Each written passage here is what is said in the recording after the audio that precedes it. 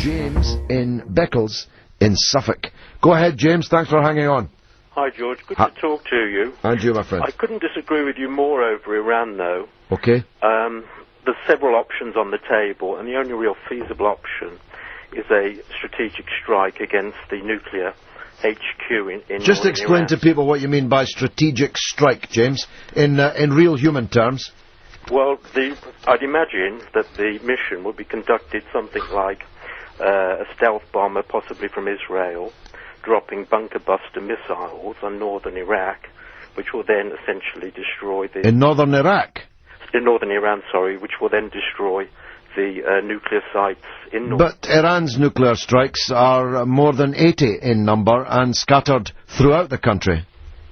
They're scattered throughout the country, but there is intelligence as to where they would be. Would that be the kind of intelligence that told us there were weapons of mass destruction in Iraq? Well, there would be no grounds for a strike on northern Iran unless there was good grounds to believe that there were nuclear installations there. But we were told that there were good grounds for believing that the Iraqis had weapons of mass destruction, and that turned out, however good the grounds for suspecting, to be absolute balderdash. But you're talking there about an invasion which led to regime change. No. I'm just dealing, first of all, James, with the issue of intelligence. You're telling me that this will be done, and the anodyne, or if you'll forgive me saying so, Orwellian phrase that you used, was a strategic strike, which is, of course, code for large amounts of high explosives raining down on people's heads. Now, you say you know where Iran's nuclear facilities are, although you didn't appear to know that they're more than 80 in number, and they're not in northern Iran, they're all over Iran. And then you tell me that that would be the target because of intelligence. Now, I'm sorry, James, but there will be people listening to this who don't know whether to laugh or cry at somebody like you, an intelligent man, coming on and repeating the mantra about intelligence when you know what you know now about the intelligence that led us into the disaster in Iraq, James. If I can answer that, George... Of course. If you're suggesting that there's going to be a full military invasion of Iran... No, I'm not suggesting that. James, I'm not suggesting that. But what I'm telling you, and I promise you on this, and I hope you never have to phone me up and say that I was right. I'm promising you this. Do not imagine that Iran will treat a strategic strike any differently from a full-scale invasion. Trust me on this, James. I know what I'm talking about. If we bomb Iran, Iran will bomb us back. And amongst the places it will bomb us is here in the centre of London. Innocent people will die. Don't imagine for 1 second that the deaths will be restricted to Iranians in the north of Iran or anywhere else. Any attack on Iran will be met by a full-scale response by Iran everywhere and anywhere. Trust me on that, James. Which is why we must disable it from having nuclear weapons. Well, you say that, but I wonder, living in Suffolk, if you're just maybe imagining you'll be safe from being disabled yourself.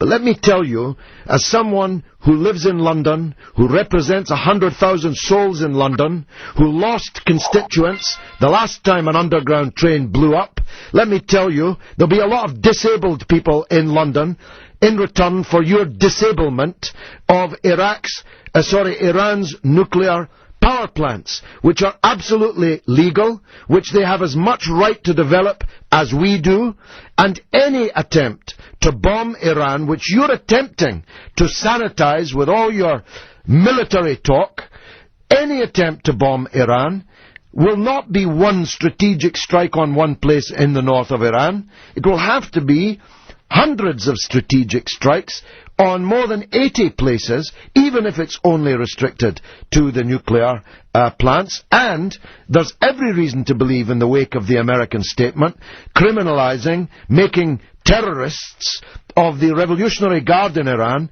which is 150,000 people, which is an indispensable part of Iran's military forces, as terrorists. There's no reason to believe that they're not going to be attacked as well.